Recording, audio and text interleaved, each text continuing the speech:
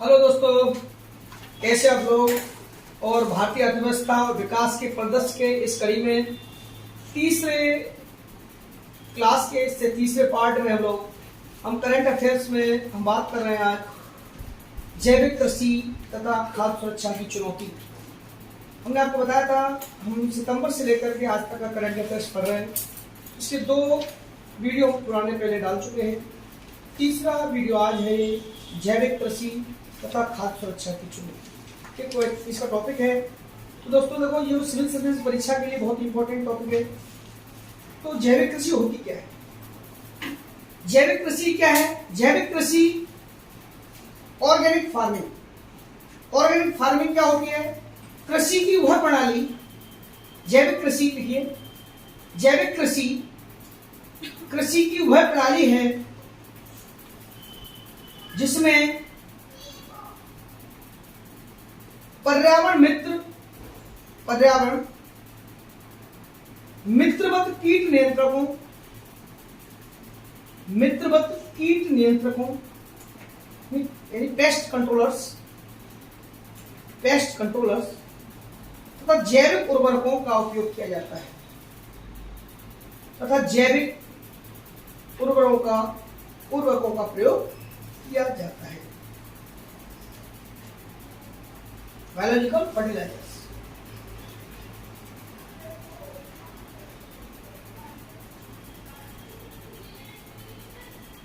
इस प्रकार की खेती में पशुओं तथा पौधों के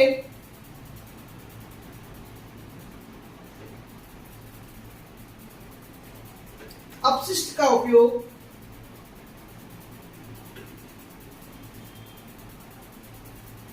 कीट नियंत्रकों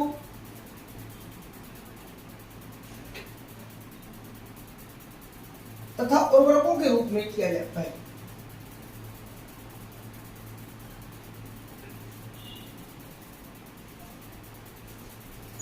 तो 2-3 पॉइंट इंपॉर्टेंट है। इसका उपयोग क्यों बढ़ा है? वर्तमान में अगला पॉइंट, वैश्विक स्तर पर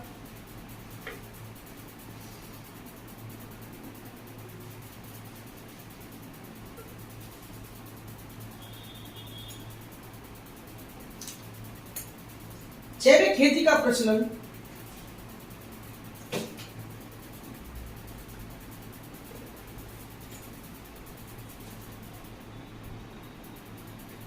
रासायनिक कीटनाशकों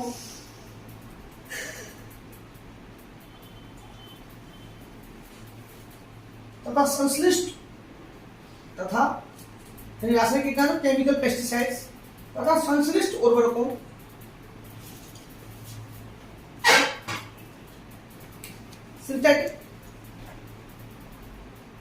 सिंथेटिक फर्टिलाइजर्स संश्लिष्ट उर्वरकों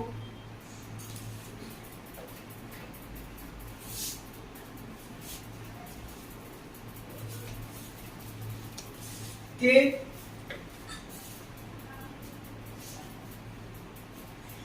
पर्यावरण पर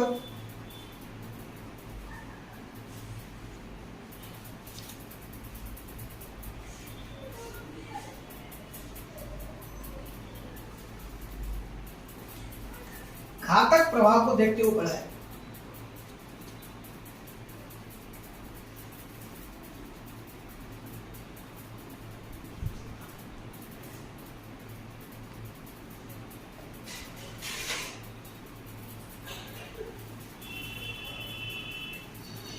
अगला पॉइंट, बढ़ती जनसंख्या और तीव्र शहरीकरण के बीच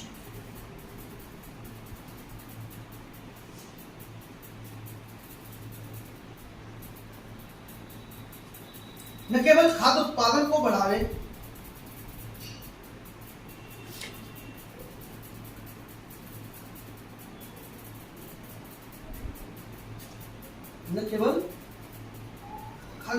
बढ़ाने बल्कि मृदा एवं जल प्रदूषण के साथ साथ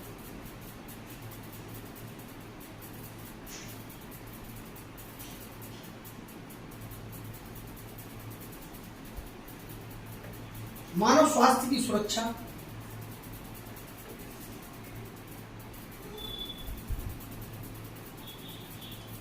चुनौती हमारे समक्ष है।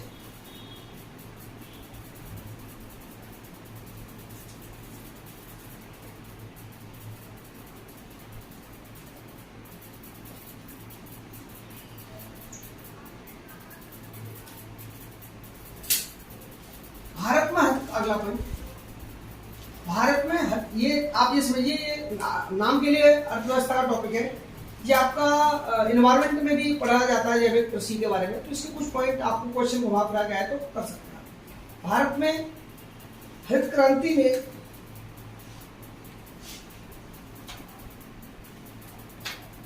निश्चित तौर पर हमारी खाद्य सुरक्षा को मजबूत किया है।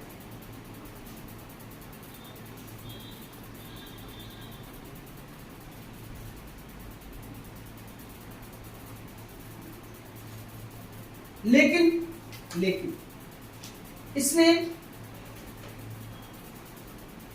हमारे सामने नई चुनौतियां पेश की हैं। हमारे सामने नई चुनौतियां पेश की हैं।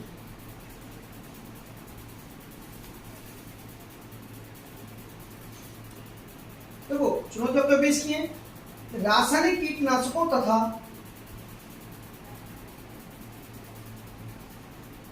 उर्वरकों के अतिप्रयोग से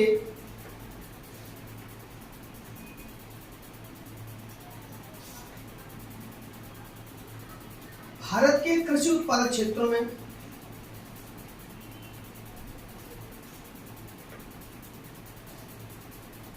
मृदा एवं जल प्रदूषण के साथ साथ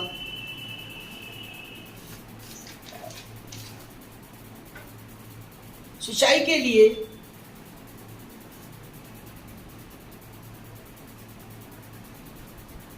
आवश्यक पानी की कमी का सामना करना पड़ रहा है।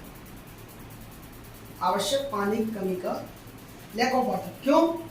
देखो जब रासायनिक पेस्टिसाइड यूज होते हैं तो पानी की आवश्यकता ज्यादा होती है खेती के लिए।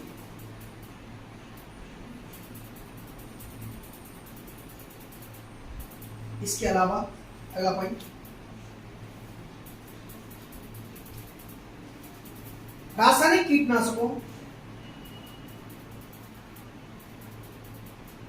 तथा उर्वरकों का अतिप्रयोग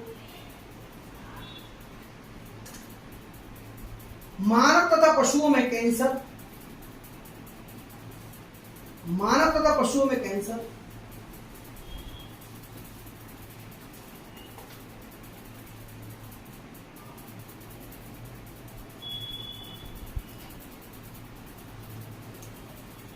अंतःस्रावी बीमारियां,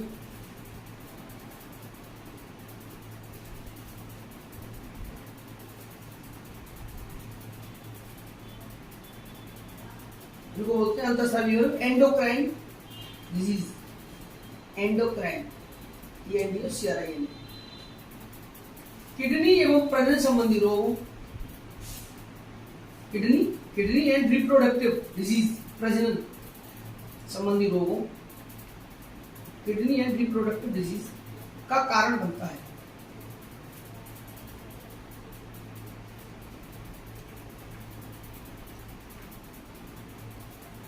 इन चुनौतियों के संदर्भ में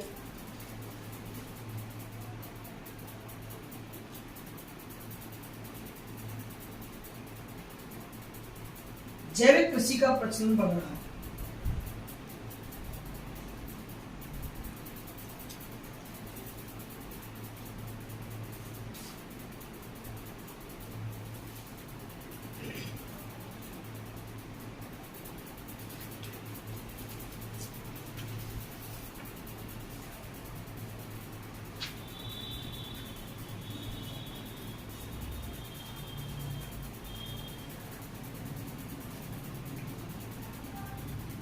वर्ष 2005 में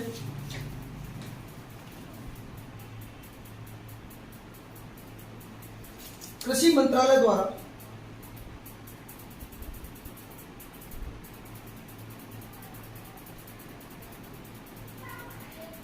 भारत की पहली जैविक कृषि नीति विकसित की गई थी।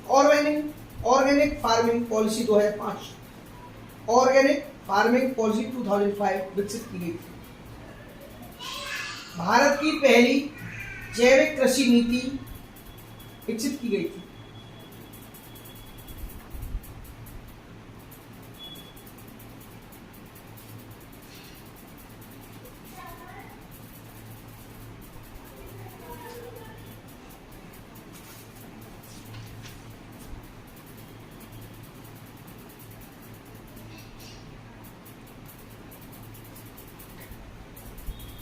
राष्ट्रीय खाद्यान्न सुरक्षा मिशन, इसी में है, हेडिंग डालो राष्ट्रीय खाद्य सुरक्षा मिशन।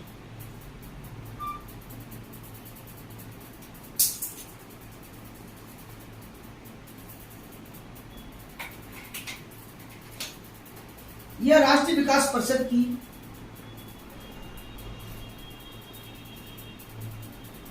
कृषि उप समिति की सिफारिशों के आधार पर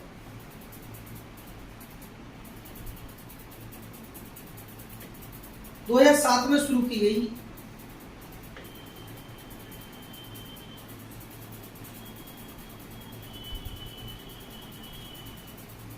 एक केंद्रीय प्रायोजित योजना है।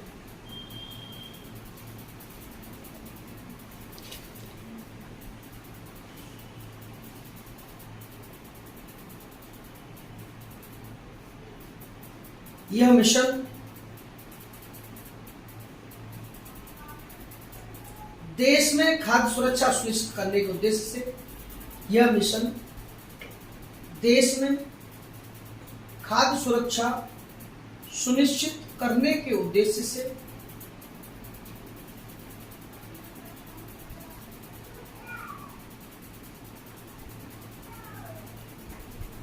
चावल, गेहूं और दालों के उत्पादन को बढ़ाने के लिए शुरू की गई थी। चावल, गेहूं और दालों के उत्पादन को बढ़ाने के लिए शुरू की गई थी।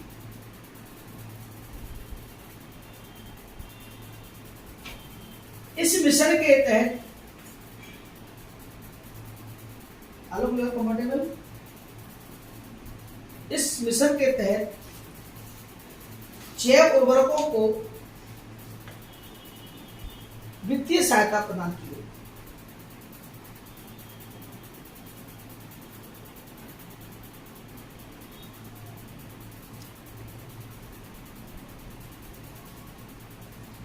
राष्ट्रीय कृषि विकास योजना, अगला हेडिंग लिखेंगे राष्ट्रीय कृषि विकास योजना।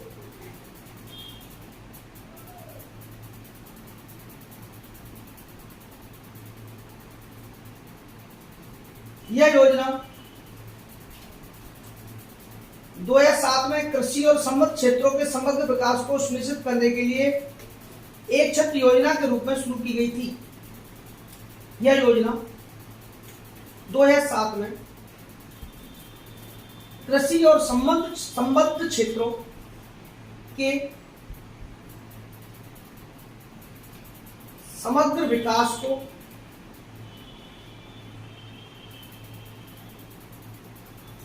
सुनिश्चित करने के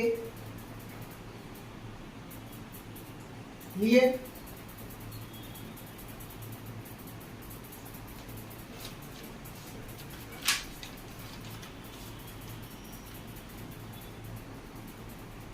अम्ब्रेला प्लान, एक छत्र योजना के रूप में शुरू की गई थी।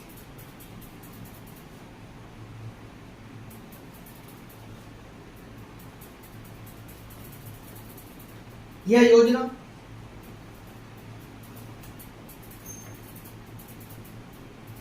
राज्यों को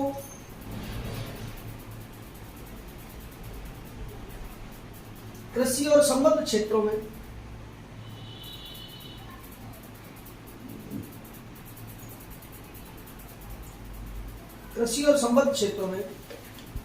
सार्वजनिक निवेश बढ़ाने के लिए प्रोत्साहित करती है।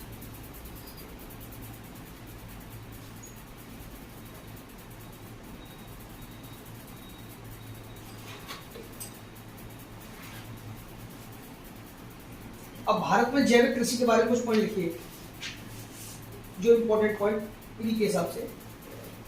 जैविक कृषि के तहत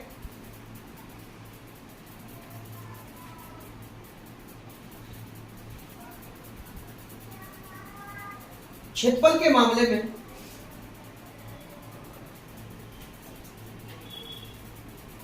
भारत विश्व में 9वें स्थान पर है।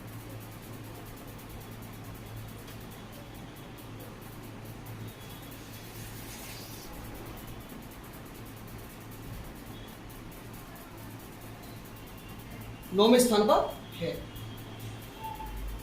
पूर्वोत्तर स्थित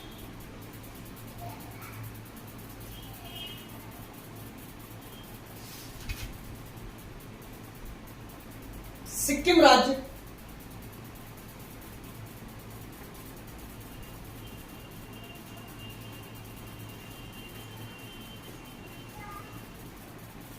पूरी तरह से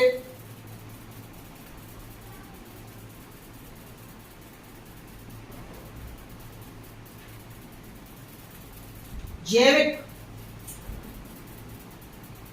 कृषि वाला भारत का पहला राज्य बन गया है।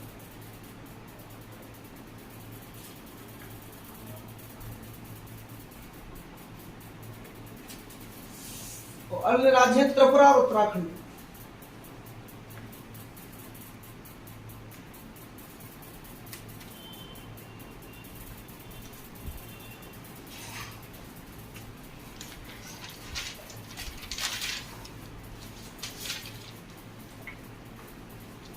भारत में मार्च 2020 तक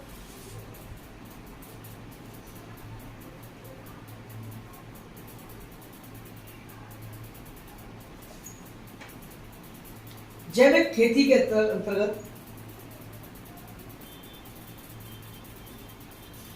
2.78 मिलियन हेक्टेयर क्षेत्र था।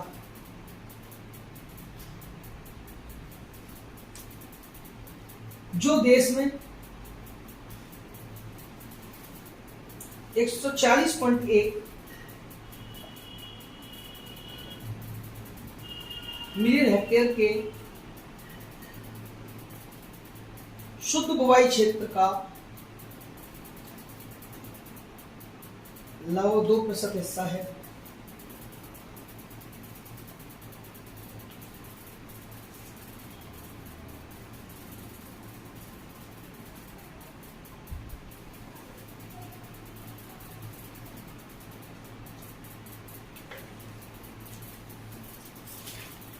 चावल पोषण संवर्धन योजना।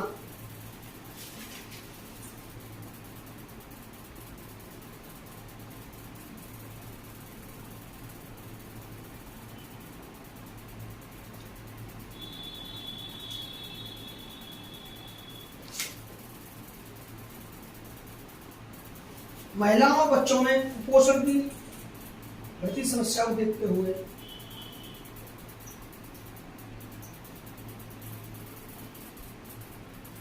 महिलाओं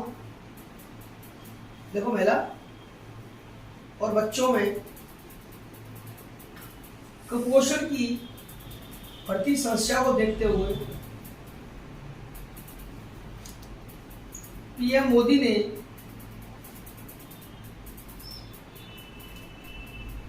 15 अगस्त 2021 को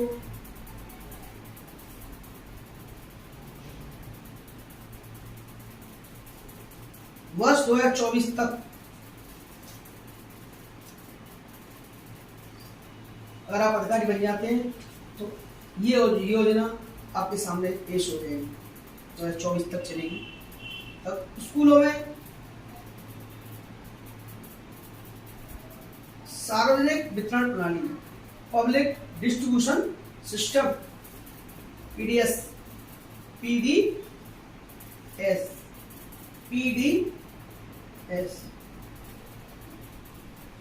सार्वजनिक सिस्टम प्रणाली और मध्याह्न भोजन सहित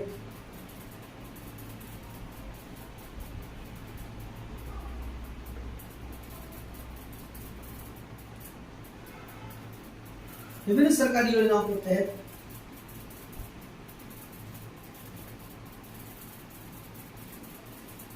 पोषण संवर्धित चावल वितरित किए जाने की घोषणा।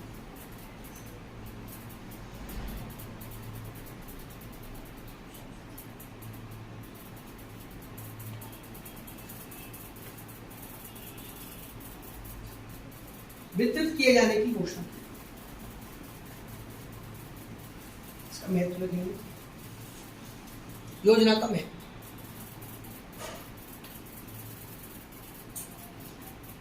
खाद्य मंत्रालय के अनुसार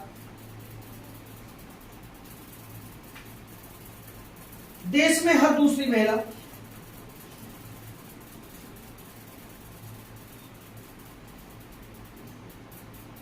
रक्तहीनता से पीड़ित है।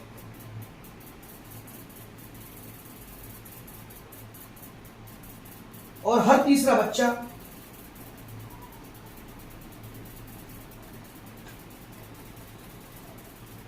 अविकसित है, स्टंट है, लंबाई नहीं बढ़ना, सो ऑन।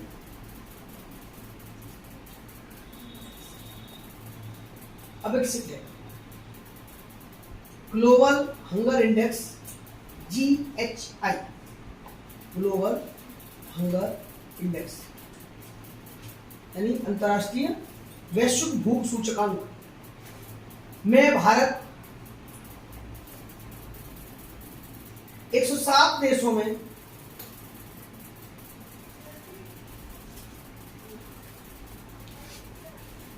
94वें स्थान पर है, 94 में।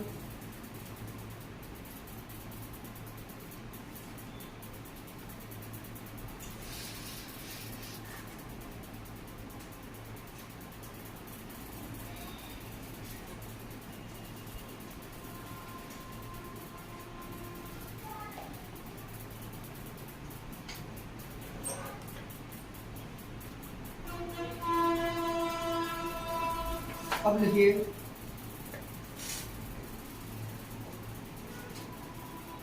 खाद्य एवं पोषण संवर्धन के मानक।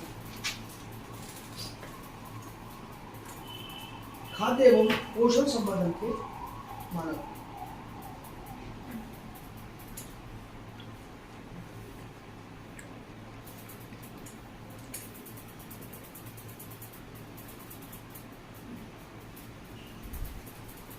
पोषण संवर्धन का अर्थ है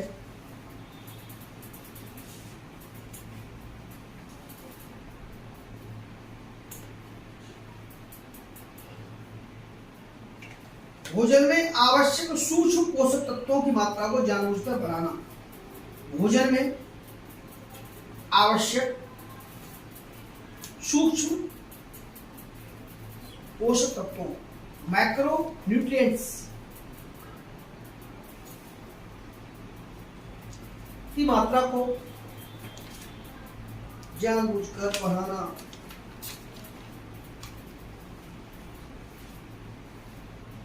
ताकि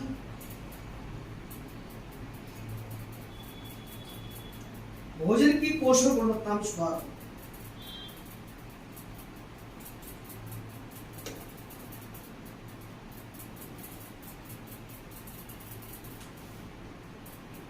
इसमें जो इंपॉर्टेंट पॉइंट अब लिखवा रहा हूं मैं आपको,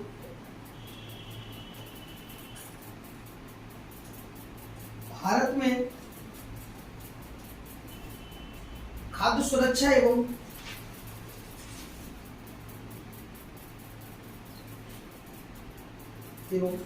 पोषण मानकों का निर्धारण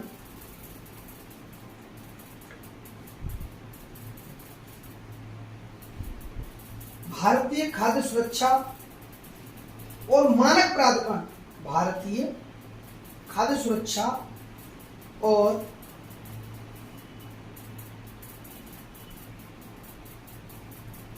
मानक प्राधिकरण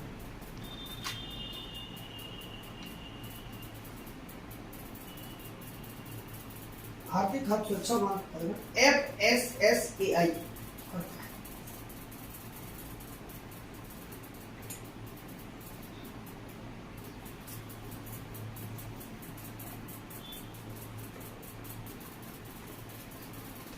इसकी स्थापना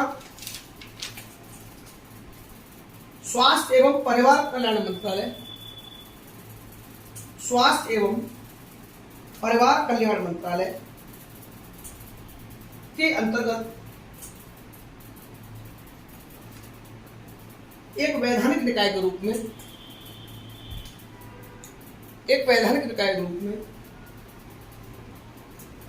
की गई है।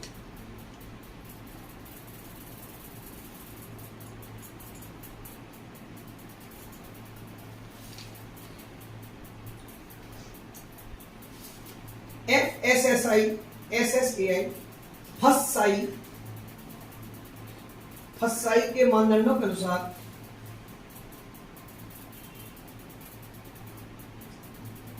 फसाई के मानदंडों के अनुसार 1 किलो संवर्धित चावल में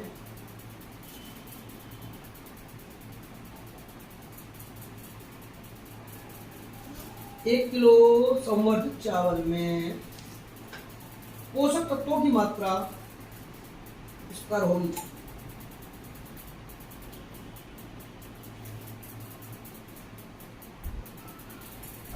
आयरन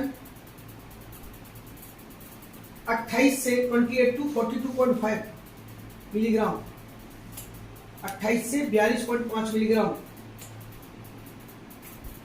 फॉलिक एसिड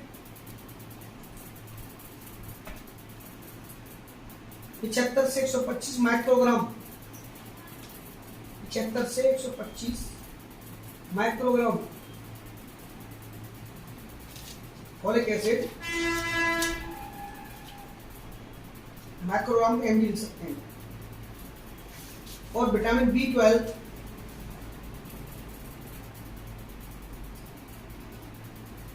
0.75 से 1.25 माइक्रोग्राम।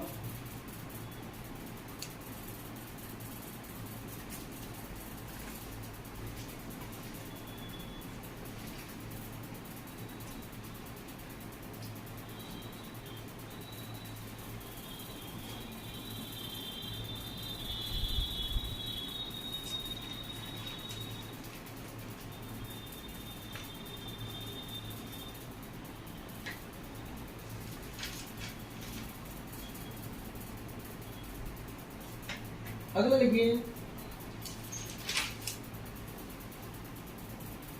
समृद्धि योजना, SAMRIDH,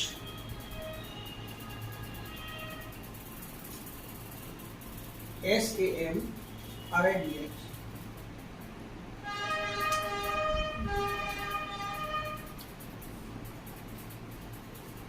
यानी इलेक्ट्रॉनिक और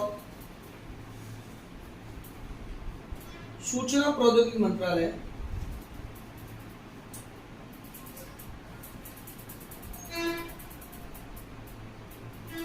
ने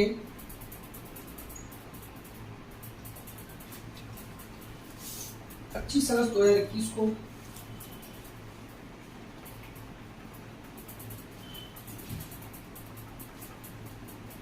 समृद्धि योजना की शुरुआत की।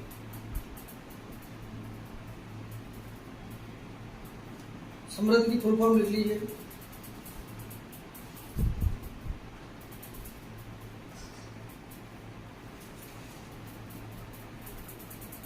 स्टार्टअप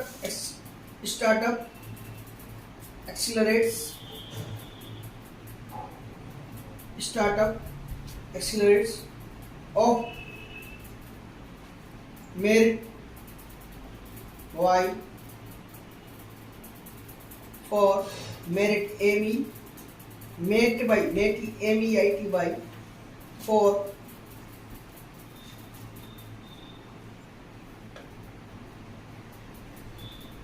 प्रोडक्ट P छोटा बनेगा R बड़ा बनेगा, उल्टा बनेगा P छोटा R बड़ा।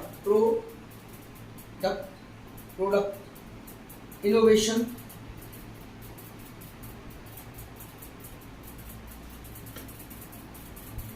डेवलपमेंट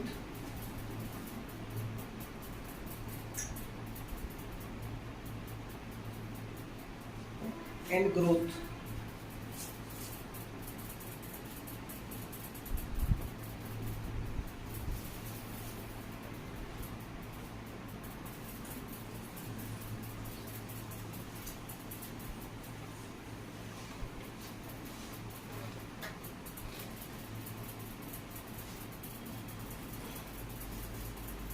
यह मंत्रालय, इस मंत्रालय के तहत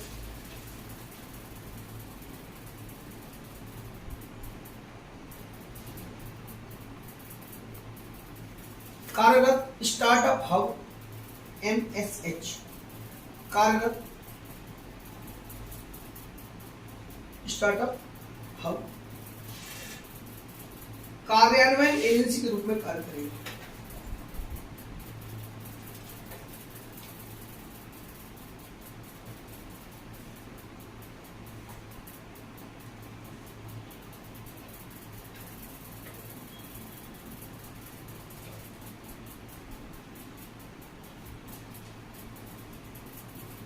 अकाउंट एग्रीगेटर प्रणाली, अकाउंट एग्रीगेटर प्रणाली, हेडिंग डालिए अकाउंट एग्रीगेटर प्रणाली।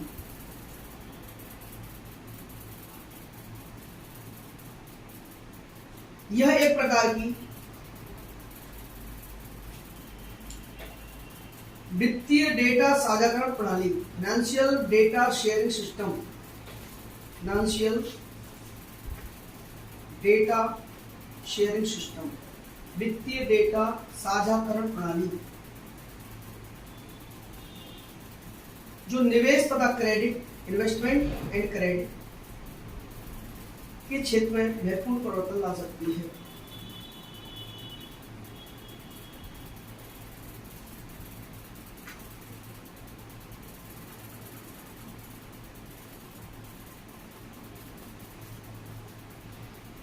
इस प्रणाली में अगला पॉइंट, उपभोक्ता की सहमति से उनके वित्तीय आंकड़ों को इकट्ठा करने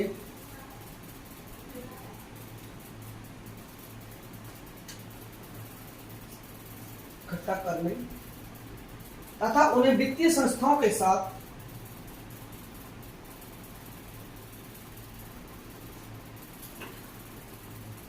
साझा करने की सुविधा प्रदान करती है। इकट्ठा करने तथा उन्हें वित्तीय संस्थाओं के साथ साझा करने की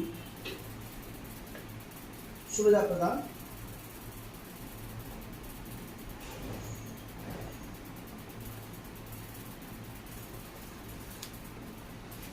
इस निर्णय के तहत पहले चरण में भारत के 8 प्रमुख बैंक जुड़ गए हैं।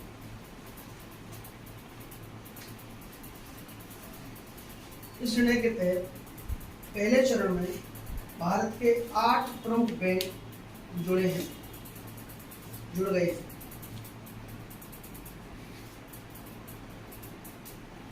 बैंकों का नाम जरूर लिख लीजिए।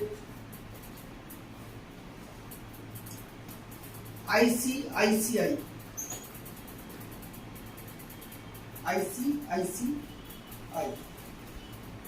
ठीक है,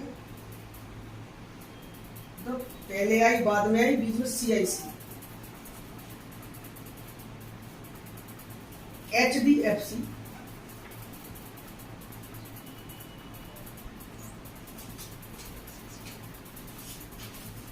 इंडसइंड बैंक,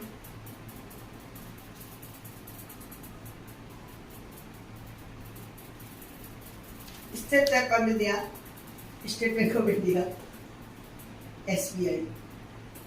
साक्षी ज्यादा ध्यान देना नहीं है, लिखने पे ध्यान दो। SBI, Kotak Mahindra bank,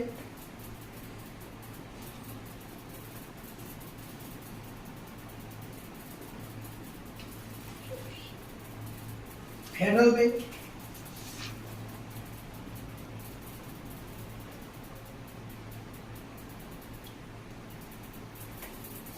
IDFC first bank, IDFC first bank,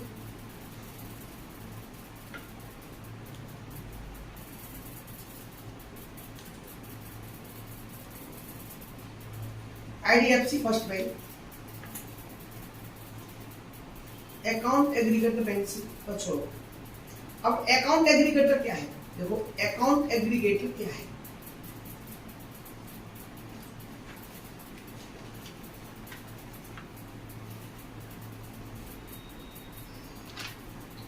RBI से लाइसेंस प्राप्त,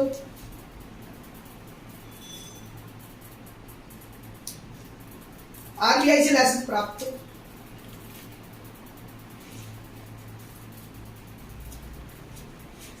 एक गैर बैंकिंग वित्तीय कंपनी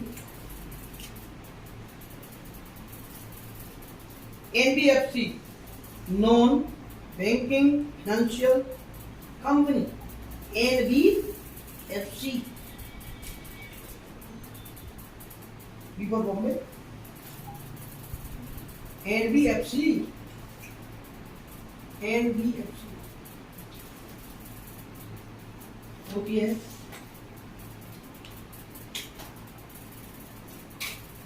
जो अपने ग्राहकों को की वित्तीय जानकारी को प्राप्त करने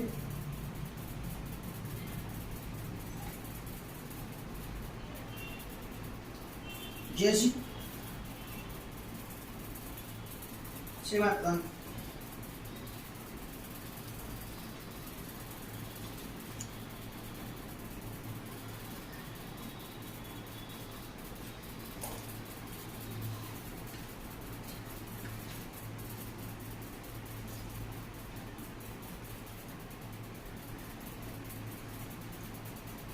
ठीक है।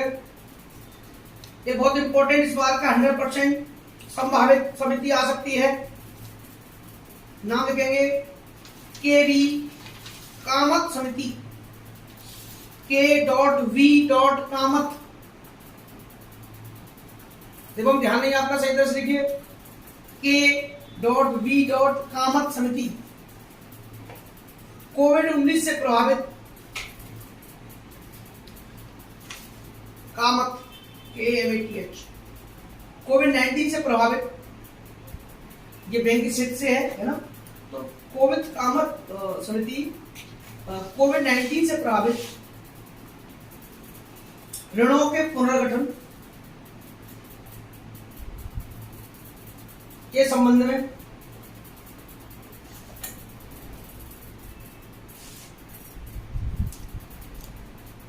सिफारिश के लिए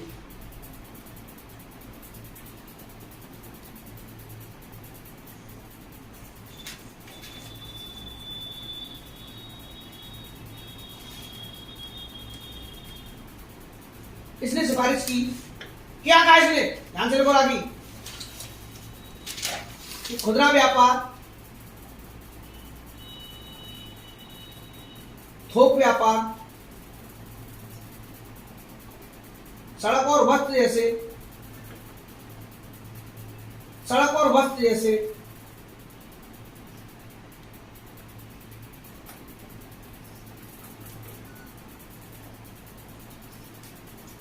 हितों में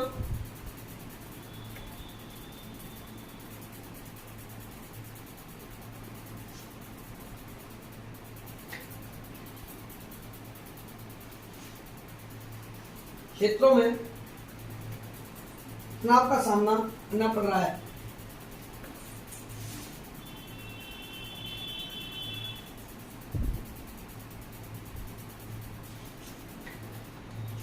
या तो बैंक के क्षेत्र से आ जाए तो आप कर सकते हैं कोविड-19 बैंकों की हालत, या बैंकों से संबंध पूछे कि बैंक ऋणों के पुनर्गठन की सिफारिश, या बैंक क्षेत्र से कुछ भी कर सकते हैं। बैंक के क्षेत्र से भी काम है ना, बैंक क्षेत्र का है।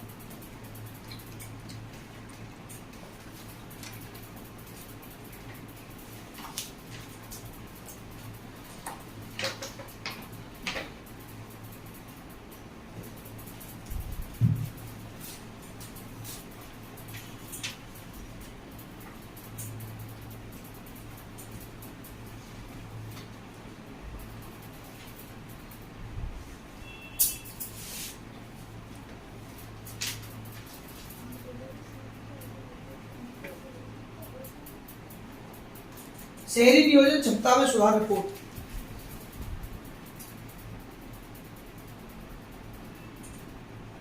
शहरी नियोजन क्षमता में सुधार रिपोर्ट।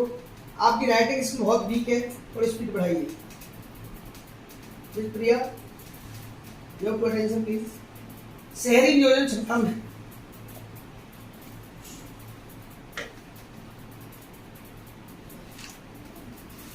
सुधार रिपोर्ट,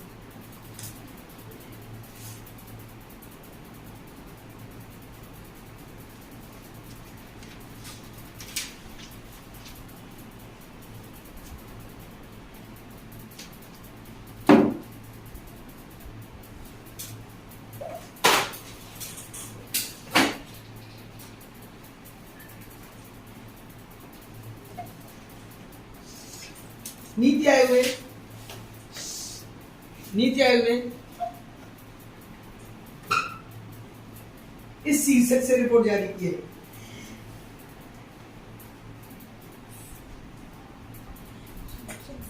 इस शीर्षक से रिपोर्ट जारी की है।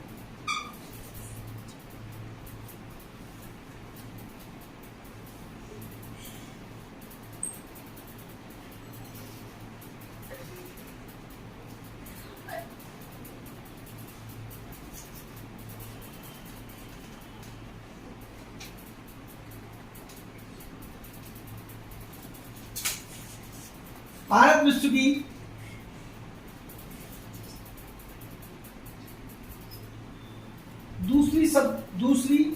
भारत विश्व की दूसरी सर्वाधिक शहरी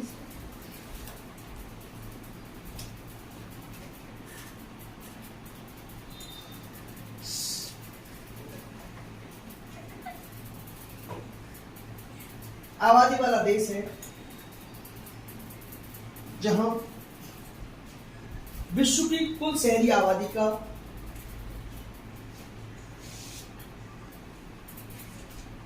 11% रहता है, हिस्सा है।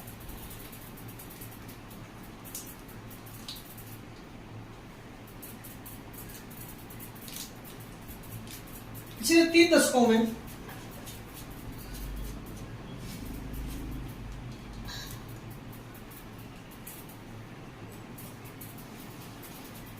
भारत में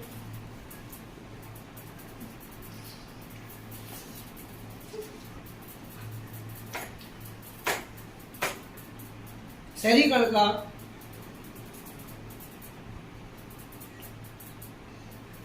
तीव्र विस्तार हुआ है।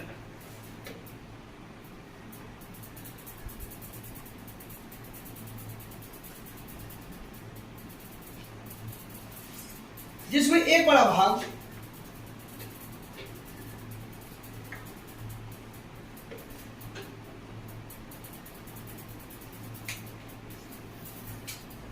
अनियोजित शहरीकरण का भी है, अनप्लान्ड अर्बनाइजेशन।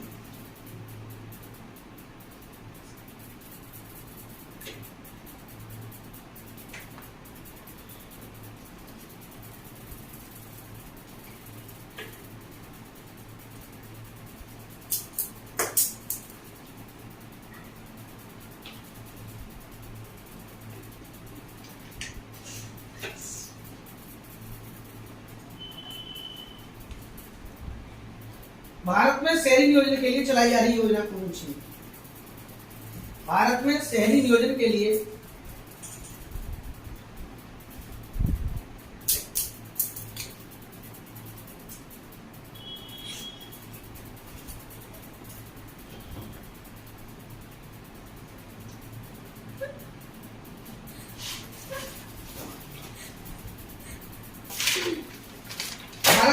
शहरी नियोजन के लिए चलाई जा रही योजना। पहला लिखिए, स्वच्छ भारत मिशन, स्वच्छ भारत मिशन नगर, स्वच्छ भारत मिशन देश नगर, और ब्रैकेट में लिख लो SBM। शॉर्ट में याद रख लीजिए, इंग्लिश मीडियम वाले पेपर आता है ना साहब में हिंदी का जिसका, तो उसको शॉर्ट में याद नहीं रहेगा तुम्हें, शॉर्ट में याद हो जाता है SBM for Bombay M, SBM urban. अगर को अमृत, अमृत की फुल फॉर्म लिख लो, Atal mission of, Atal mission of rejuvenation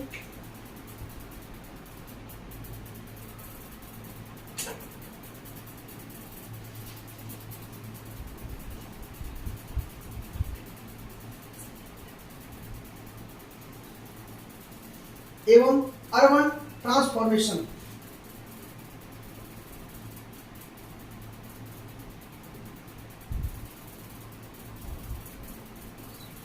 urban transformation, ठीक है। अगर वो विरासत शहर एवं विस्तार योजना,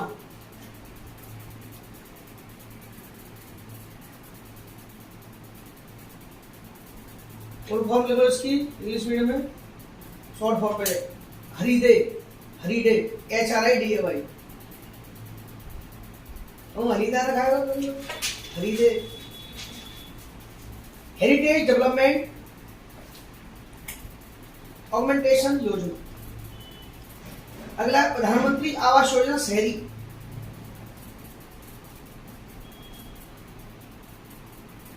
स्मार्ट सिटी मिशन, ये सब याद रखो, इसलिए क्रम में पूछ लिया कोई भी तो कैसे भी याद रख सकते।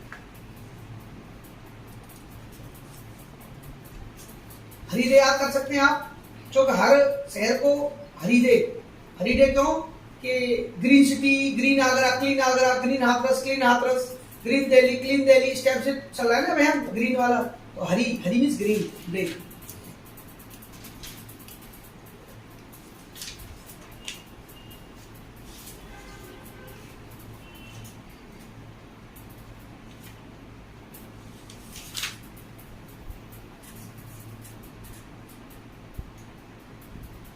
अंतरराष्ट्रीय केंद्रीय प्रतिभूति डिपॉजिटरी 2000 पॉइंट इसके लिख लीजिए।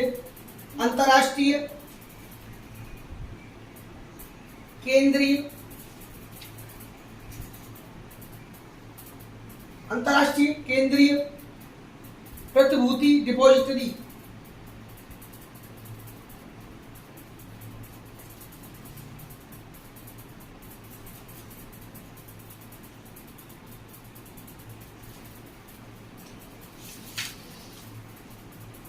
यह है केंद्रीय प्रतिभूति depository, central security depository, CSD, CSD, central security depository. यह एक केंद्रीय प्रतिभूति डिपॉजिटरी विशेष प्रकार का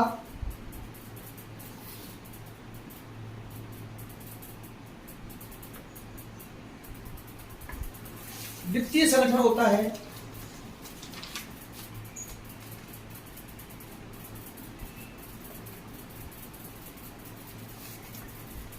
जो शेयर्स की तरह की प्रतिभूतियों को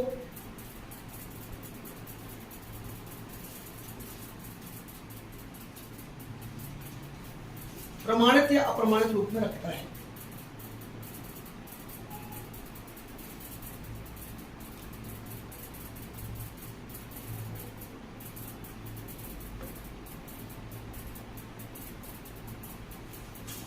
इसके माध्यम से राखी गई,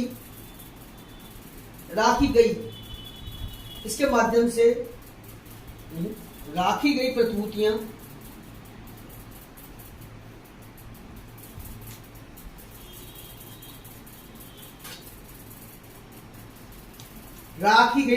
आमतौर पर बोले रखी इलेक्ट्रॉन रूप में होती है।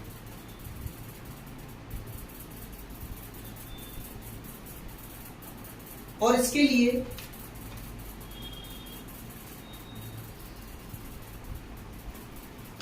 भौतिक हस्तांतरण की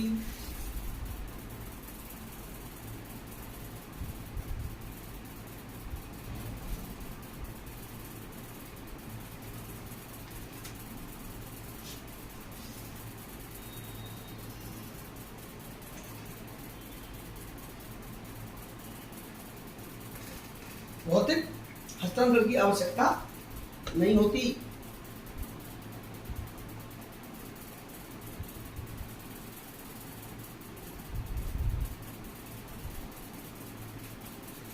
ICSD इंटरनेशनल हो गई है ना, ऐसी CSD है,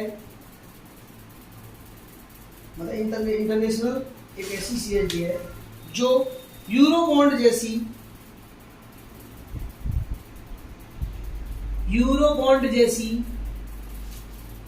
अंतरराष्ट्रीय प्रतिभूतियों में लेन देन का निपटारा करती है।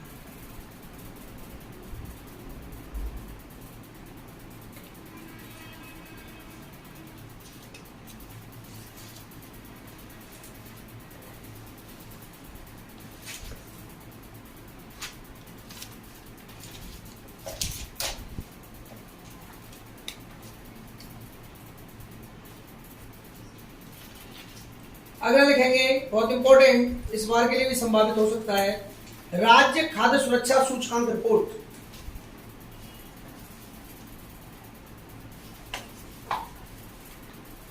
राज्य खाद्य सुरक्षा सूचकांक रिपोर्ट भारतीय खाद्य सुरक्षा एवं मानक प्राधिकरण द्वारा FSSAI द्वारा भारतीय खाद्य सुरक्षा एवं मानक प्राधिकरण द्वारा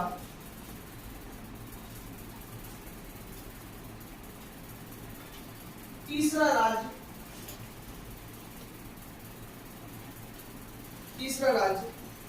खाद्य सुरक्षा सूचकांक जारी किया गया।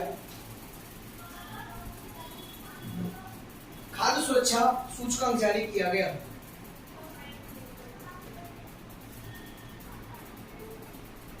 इसके अलावा देश भर में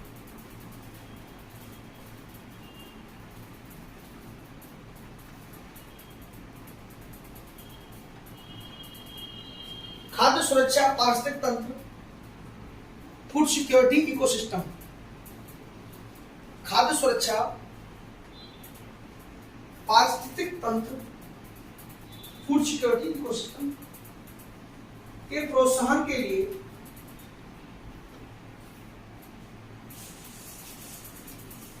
19 चलित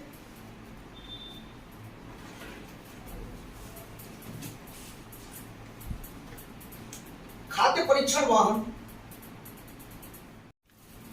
चलित खाद्य परीक्षण वाहन को हरी झंडी दिखाई गई। अब देखिए, इसमें तीन तरह के राज्यों को इसमें विभाजित किया गया है, तीन तरह के राज्यों को इसमें जोड़ा गया है। पहला है बड़े राज्य,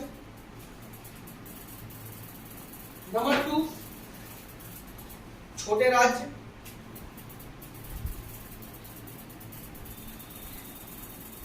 तथा केंद्र शासित प्रदेश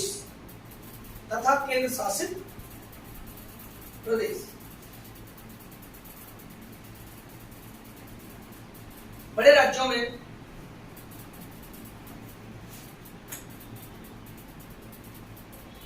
गुजरात को प्रथम स्थान मिला,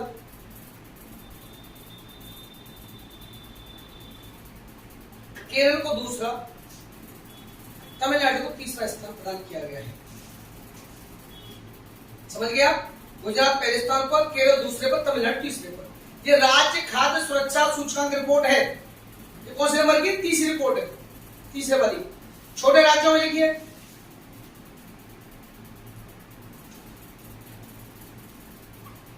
छोटे राज्यों में लिखो गोवा,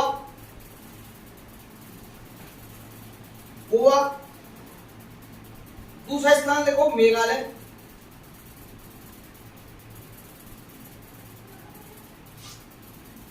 तीसरा मणिपुर।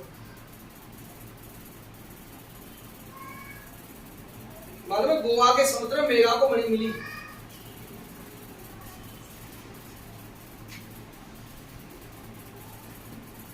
केंद्र शासित में आ जाओ, यूनियन टेरिटरी में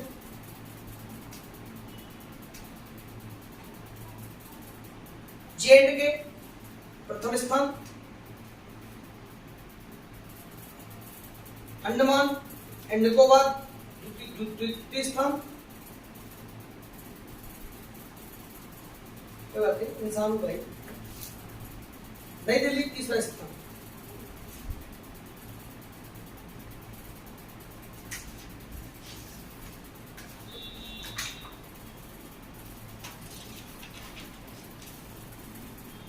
अब मेन पॉइंट लिखिए, तीसरा तो है पहला FSSAI लिख लो, SFFI राज्य खाद्य सुरक्षा सूचकांक, पहला वाला फर्स्ट SFSAI 7 जून 2019 को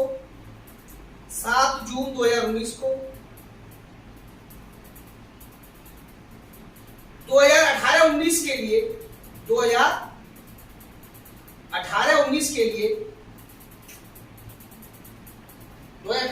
किसका दिया गया है? 19 में दिया गया है के लिए विश्व खाद्य सुरक्षा दिवस पर घोषित किया गया।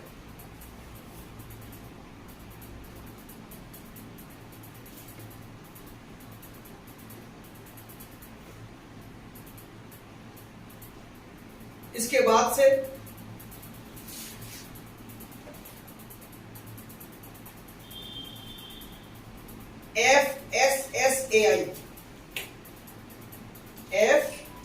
FSSAI प्रत्येक वर्ष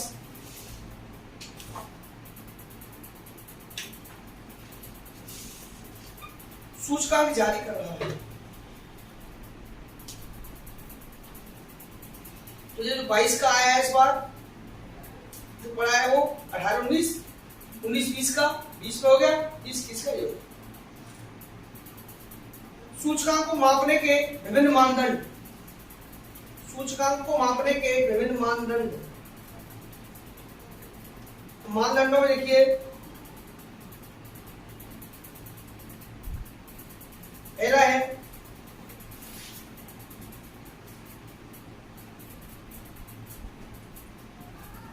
आवश्यक मानव संसाधन,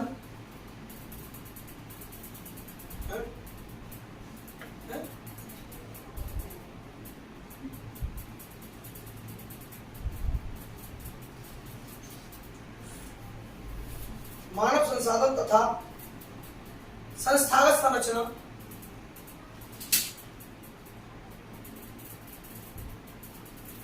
तो पढ़ना सिखा दूं बेटा। नंबर 2 पॉइंट, खाद्य सुरक्षा के मानकों का अनुपालन 30%, तो 20% बाहर हो गया वो कोई 20% में हो। खाद्य सुरक्षा के मानकों का अनुपालन 30% बाहर।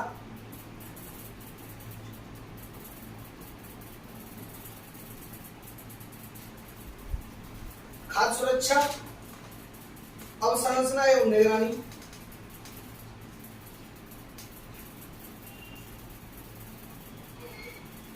अवसंरचना एवं निगरानी 20% बाहर।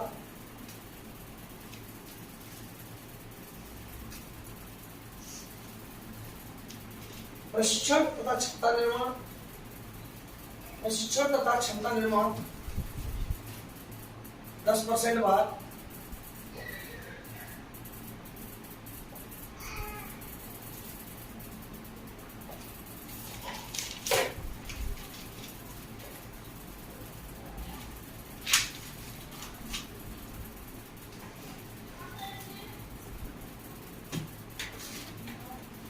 उपभोक्ता सशक्तिकरण 20% बाहर।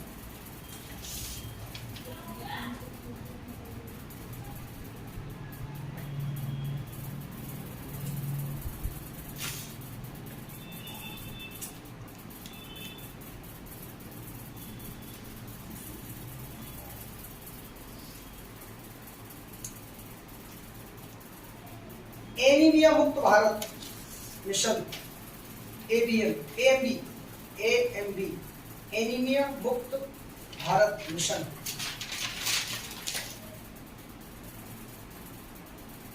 यह मिशन बच्चों, किशोरों और प्रजनन आयु वर्ग की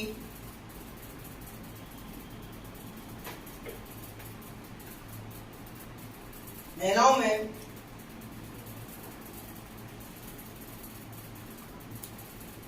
एनीमिया के प्रसार को कम करने के उद्देश्य से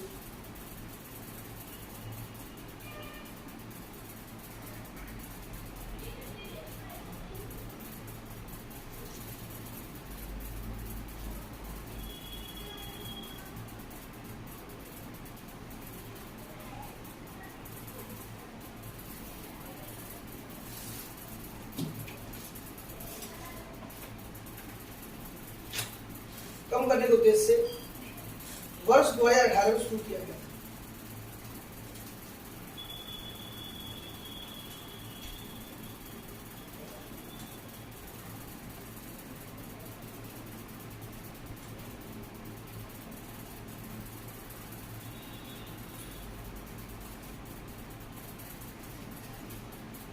ईट राइट इंडिया आंदोलन,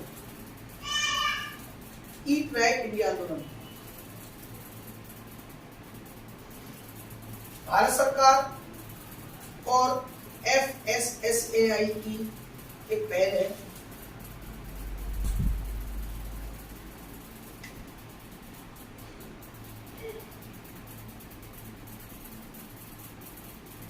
जो सभी भारतीयों के लिए सुरक्षित, स्वस्थ और टिकाऊ भोजन सुनिश्चित करने के लिए, सुरक्षित, स्वस्थ और टिकाऊ भोजन सुनिश्चित करने के लिए देश की खाद्य प्रणाली को बदलने के लिए है। देश की खाद्य प्रणाली को बदलने के लिए है।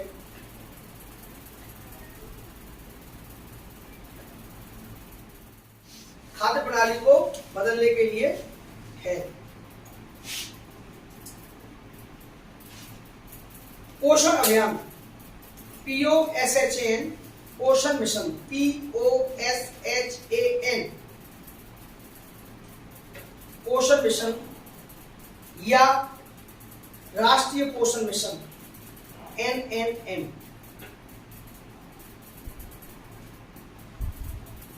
बच्चों, गर्भवती महिलाओं,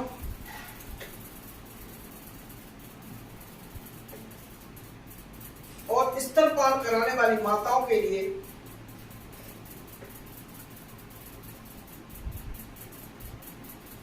पोषण संबंधी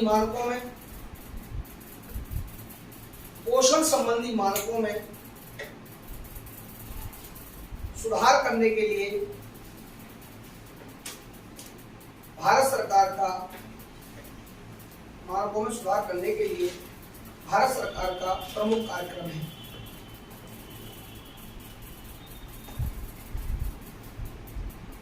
यह कार्यक्रम अंतर्राष्ट्रीय महिला दिवस 2018 के अवसर पर शुरू किया गया।